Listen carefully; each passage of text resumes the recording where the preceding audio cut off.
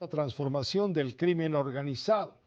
Es una investigación periodística realizada por los periodistas Ricardo Ravelo y José Luis Montenegro, en donde habla de las etapas recientes de cómo el crimen organizado ha dejado de ser solamente un actor que negocia con el poder político para convertirse en amplias zonas del país, en parte del propio gobierno, configurando al narcoestado.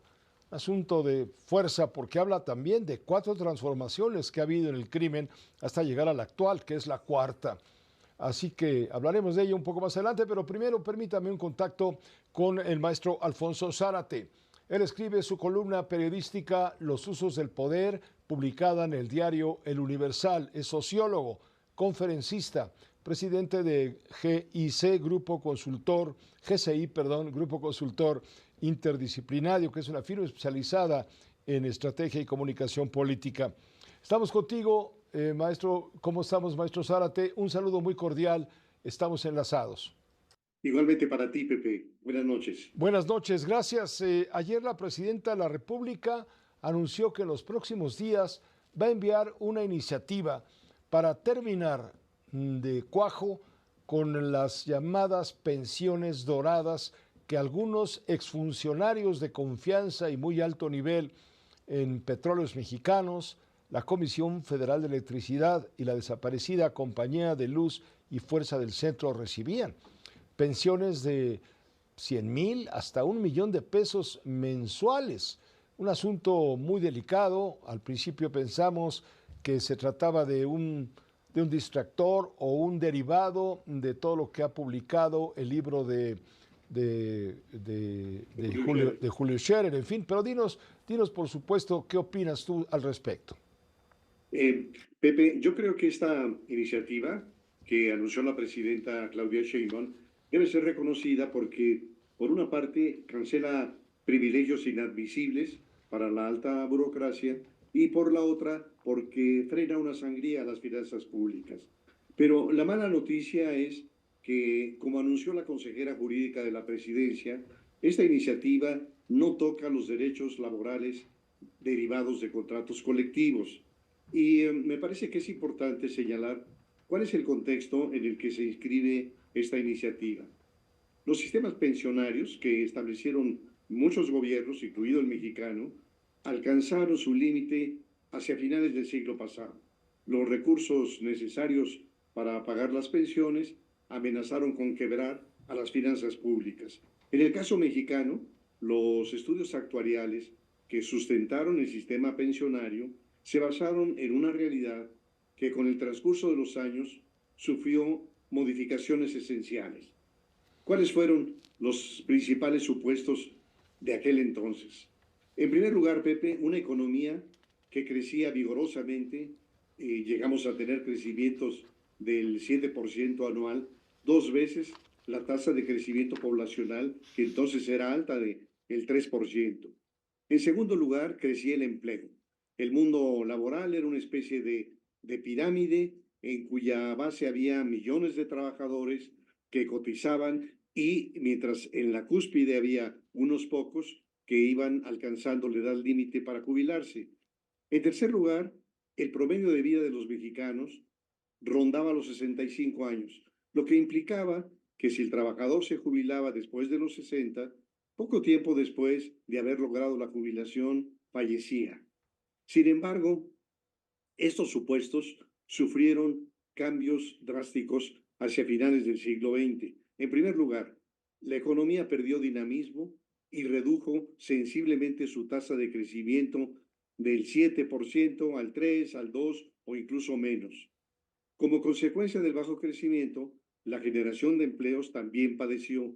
La base de la pirámide se angostó y entonces eran menos los trabajadores cotizantes que sostenían las pensiones de los jubilados, que cada vez eran más.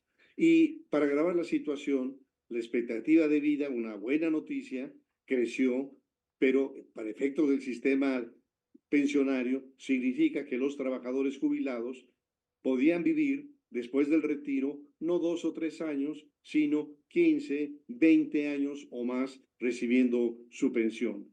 Y vale la pena decir otra cosa, Pepe, que en todo este tiempo las aportaciones de los trabajadores nunca fueron suficientes para financiar las pensiones.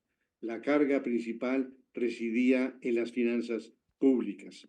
De tal forma que se fue configurando la tormenta perfecta. Menos crecimiento de la economía, menos trabajadores cotizantes, muchos más años de vida después de la jubilación. Y para hacer más compleja esta situación, al paso de los años se fueron introduciendo cambios que supuestamente fueron resultado de conquistas sindicales. Los sindicatos como el petrolero, el electricista o del Instituto Mexicano del Seguro Social pedían más y más cada año y los directivos de estas instituciones públicas cedían siempre para mantener la fiesta en paz, aunque sabían que cada concesión tenía un impacto muy duro sobre las finanzas de esas instituciones. En esa lógica de las conquistas sindicales, se fueron reduciendo los años de trabajo exigibles para obtener una pensión de retiro. Se redujo también la edad necesaria para el retiro, de 65 años, en algunos casos pasó a 60, en otros de 60 a 55, y en algunos casos, lo que me parece grotesco, sin límite de edad. Entonces resulta que un hombre que empezó a trabajar a los 17 años, te diría, Pepe, que ese es mi caso, a los 17 años ingresé a la entonces Secretaría de Salubridad y Asistencia, a los 47 ya tendría derecho a jubilarse con su pensión completa, es decir, que podía vivir 30 o 40 años más cobrando pensión, porque ya para ahora la expectativa de vida es de 76 años para los hombres, 79 años para las mujeres. Y las reglas establecidas en distintas instituciones públicas como la Suprema Corte de Justicia, el Banco de México, Nacional Financiera, establecen pensiones inmorales para sus directivos. Que terminaría diciendo que este es un tema gravísimo, es una bola de nieve que sin embargo no está contemplada en la iniciativa. Y que no solo eso, apenas hace unas semanas la presidenta emitió un decreto que irá reduciendo gradualmente la edad de retiro para permitir que en el año 2034 los trabajadores afiliados al ISSSTE se jubilen a los 53 años, en el caso de las mujeres, y al 55 para los hombres. Entonces, concluyo diciendo que esta iniciativa es digna de reconocimiento, pero que el aspecto central, mucho más grave, difícil, que plantea un escenario, diría incluso catastrófico, no está intocado, Pepe. Desde luego, lo que ya está, ya está. Es decir, el que recibe un funcionario o exfuncionario en su retiro, 1 millón, vamos a hablar de lo más exagerado, 1 millón de pesos al mes, lo seguirá recibiendo, independientemente de la nueva legislación que tendrá que operar una vez que sea aprobada el cambio constitucional, si no me equivoco, al artículo 123.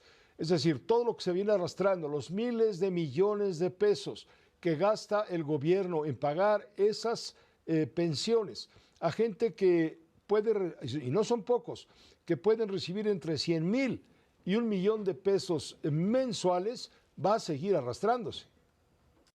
Sí, Pepe, porque hay un principio constitucional que establece que a ninguna ley se dará efecto retroactivo en perjuicio de persona alguna. Así que, bueno, pues es una solución muy tardía, muy bienvenida, pero desgraciadamente, como lo comentas, no habrá cambios en quienes han disfrutado de todo esto por el principio de retroactividad que establece la Constitución.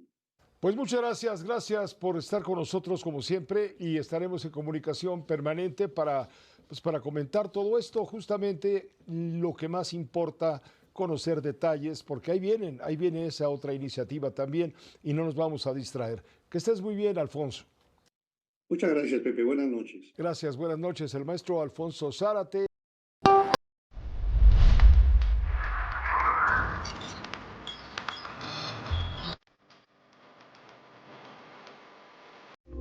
Esta fue una producción de Grupo Fórmula. Encuentra más contenido como este en radioformula.mx.